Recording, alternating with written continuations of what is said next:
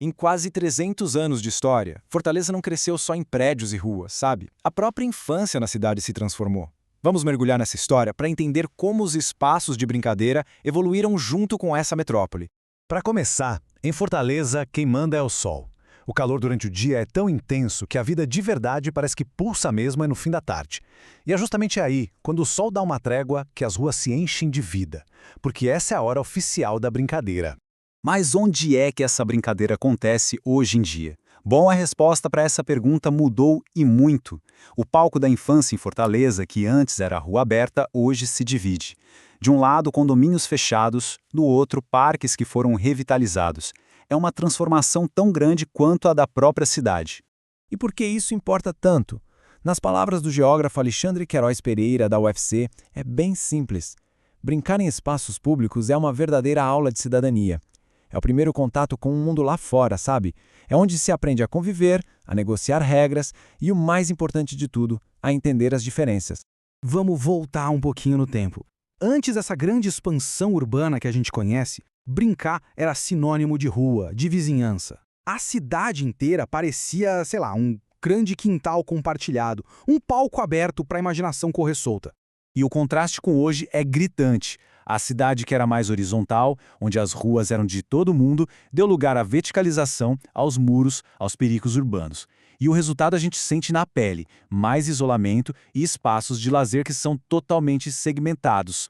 A memória do seu Geraldo Teixeira, um morador da cidade, ilustra isso perfeitamente. Ele conta que brincava no meio da rua e não tinha problema nenhum. Hoje em dia, a gente sabe, a história é outra. A rua, que já foi um lugar seguro e comunitário, agora é vista como um lugar de risco. A mudança foi tão radical que virou uma necessidade de criar espaços específicos e protegidos para as crianças. Pois é, e essa necessidade de ter espaços protegidos acaba revelando uma das maiores tensões da Fortaleza de hoje, a divisão.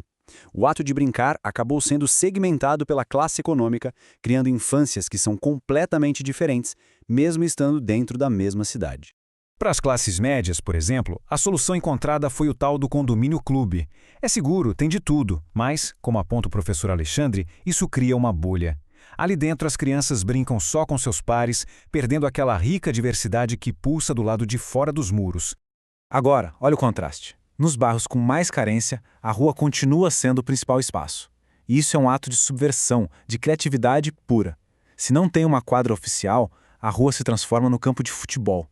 A calçada vira o ponto de encontro. A comunidade simplesmente se apropria do que tem.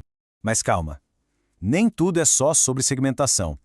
No meio dessa divisão toda, a cidade está reagindo. Existe um movimento bem forte para revitalizar espaços públicos e, com isso, reconquistar as praças e os parques para que todo mundo possa usar. E os resultados já estão aparecendo. Projetos como os microparques, as areninhas e a reforma de várias praças, como a famosa Praça do Polar, estão devolvendo a vida para os bairros. Esses lugares viraram centros vitais para a comunidade, oferecendo um lazer que é seguro, acessível e, o mais importante, compartilhado. O maior símbolo dessa revitalização toda talvez seja a Cidade da Criança. É um lugar com uma história que começa lá em 1890. Esse espaço icônico foi totalmente reformulado, provando que dá sim para honrar tradição e ao mesmo tempo devolver o espaço de forma vibrante e moderna para as novas gerações. A história da Jaqueline do Nascimento é daquelas que tocam a gente e resume a importância de tudo isso. Ela conta que não teve uma infância com brincadeiras porque trabalhava na roça. Hoje, ela faz questão que o filho tenha tudo o que ela não teve. É a prova viva de que o acesso ao lazer pode quebrar ciclos e reescrever histórias. E a história da Jaqueline nos leva a uma verdade fundamental. No fim das contas, a gente não está falando só de urbanismo ou de parquinhos. A gente está falando de um direito. Um direito essencial para uma sociedade ser saudável. Essa frase do professor Marcos Teodorico é de uma força imensa. O brincar não é um luxo, é uma necessidade vital.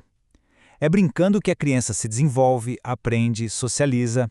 Negar isso é negar um pedaço da própria vida. Então, como é que se garante esse direito? A resposta é bem mais complexa do que só construir um parquinho. Exige uma política pública de verdade, integrada, que pense em tudo, desde a infraestrutura de qualidade e a segurança para as famílias, passando pelo transporte para chegar até lá, e até uma educação que finalmente valorize a cultura do brincar. E isso tudo nos traz de volta ao começo de tudo, a rua. O arquiteto Lucas Rosolini diz que a rua é a primeira escola da democracia de uma criança. Pensem bem. É na rua que se aprende sobre autonomia, sobre o outro, sobre negociar espaços, regras. Uma rua que é amigável para crianças é, na prática, uma fábrica de cidadãos mais confiantes. Isso nos deixa com uma reflexão final, que parte de uma ideia muito poderosa. Uma cidade que é boa para uma criança é boa para todo mundo. A pergunta, então, fica no ar. Como a gente pode transformar asfalto em afeto e concreto em convivência? Como podemos, de fato, devolver a cidade para as pessoas?